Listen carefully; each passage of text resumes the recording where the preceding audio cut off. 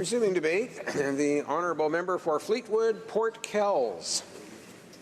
Well, Mr. Speaker, I appreciate the opportunity to provide some comments on the Transportation Modernization Act, Bill C-49.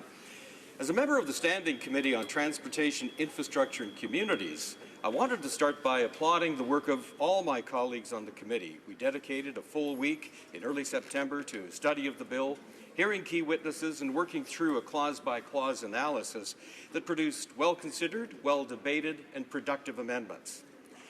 While C-49 contains important aspects in marine and air travel services, notably, as my colleague from Mississauga-Streetsville just commented on, the creation of our Air Passengers Bill of Rights, I'd like to focus my comments on the freight rail provisions.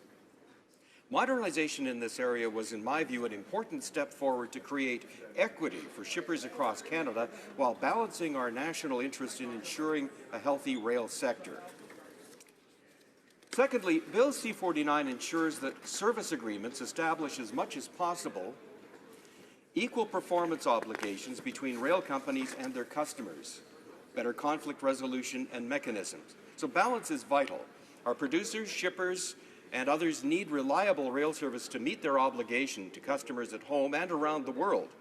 And in the case of our international customers, it's critical that Canada, as a trading nation, build and protect a reputation as a reliable trading partner. At the same time, we have to acknowledge that our Class 1 rail services, CN and CP, must have the financial ability to maintain and modernize their capital assets across this vast and geographically challenging nation. As we think about the struggles that we had as a nation to see our railways built in the first place, we have to recognize that despite those challenges that our country presented, our shippers enjoy among the lowest rates in the world. Bill C-49 sought to achieve equity and balance in three important areas. First, by creating a more competitive environment for shippers and producers across Canada when it came to shipping rates, especially for those who are otherwise captive customers of one rail company. And of course, the service level agreements, establishing the level playing field. And the final aspect of C-49 that I wish to address is its measures to improve transparency in the business relationship between the railways and their customers through more transparent sharing of performance data and service capacity forecasts.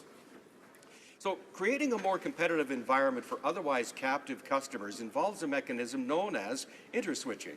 So in response to my friend from Central Nova, here are some more details on that. Simply put, Canada has for years allowed customers within 30 kilometers of a transfer point between rail lines to have one company hand off its shipments to the other if that other company offers better rates. The government sets the rate a rail company receives for transferring cars to another carrier. It's a rate that includes an allowance for the capital investments that rail company requires for the line's state of good repair and improvement. In 2013-2014, we saw a record prairie grain crop followed by one of the worst winters in Canada's history. Faced with service shortfalls by our railroads, the previous government expanded the interswitching limit to 160 kilometers, clearing the way for more captive grain shippers in the prairies to access other rail services, including lines in the U.S. Now, while it appears that no shipper actually used the full 160-kilometer limit, the ability to shop for better rates led to improved performance by our railways, both in terms of services and rates. Bill C-49 introduces long-haul interswitching, 1,200-kilometer limit open to all rail customers except in two corridors where CN and CP both provide services. That would be the Quebec City to Windsor corridor and from Kamloops to Vancouver. In our study of C-49, I was pleased to introduce an amendment to the exclusion corridors that in fact ended up opening up long-haul interswitching to producers and shippers in northern Quebec, as well as both northern and southeast of Kamloops in British Columbia.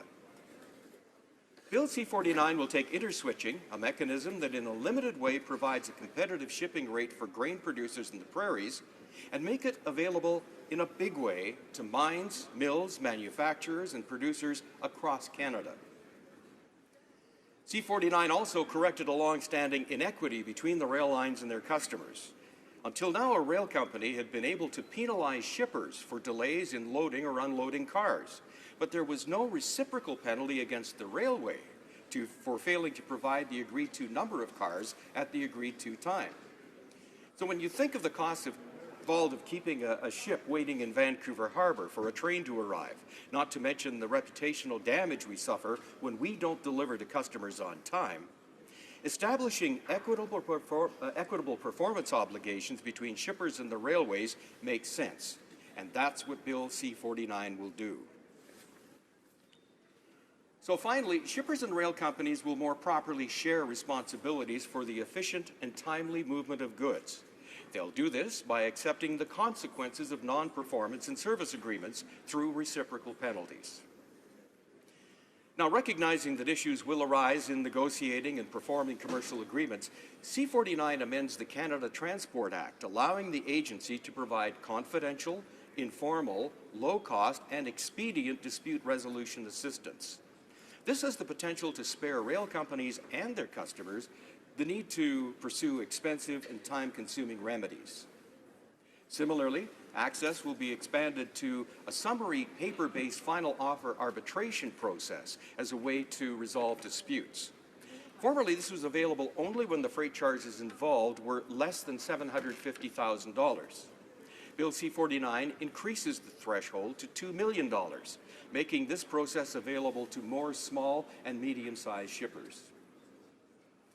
In our Standing Committee study of C-49 and previous studies, witnesses consistently called for more transparency in the performance data the railroads release. This is important to ensure service standards are kept. This, of course, is of interest to producers and shippers because it allows them to fulfill contracts with customers. It also opens the way for them to collaborate more effectively on the management of the rail-based supply chain. The government is also keenly interested in this data because our reputation as a reliable trading partner is of national importance. Bill C-49 will require the railroads to provide timely waybill information on the shipments they carry. This is data that shippers can reference in their negotiations for service agreements and rates with the rail companies. And the data will also be used by the Canadian Transport Agency to set the interswitching rates that the rail companies will be paid to move shippers to transfer points. Canada's two national railways have extensive operations in the United States where they've been required to provide this waybill data for some time. So this measure in Bill C-49 will put Canadian shippers on an even playing field. As well, in the interest of transparency, CN and CP will also see new requirements to report in advance on any plans to close rail sidings or connection points or to abandon sections of tracks. Finally, referring back to the importance to farmers, shippers, and Canada's trade reputation of having reliable grain shipments, C-49 will require railways to provide a report before the start of a crop year that assesses their ability to meet their grain movement obligations.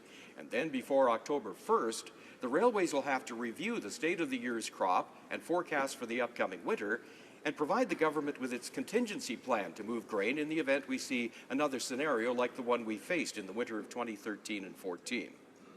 Mr. Speaker, Bill C-49 has been an exercise in listening to some long-standing issues in Canada's freight rail system, considering, debating, and refining long-sought measures to make the system more equitable, and achieving a balance that will preserve the health of our rail sector while improving performance for our producers and shippers. It has sought a win-win result, with the greatest win being for Canada itself as a source of high-quality products and resources, and as a reliable, trusted trading partner in the world. Thank you, Mr. Speaker. Questions and comments?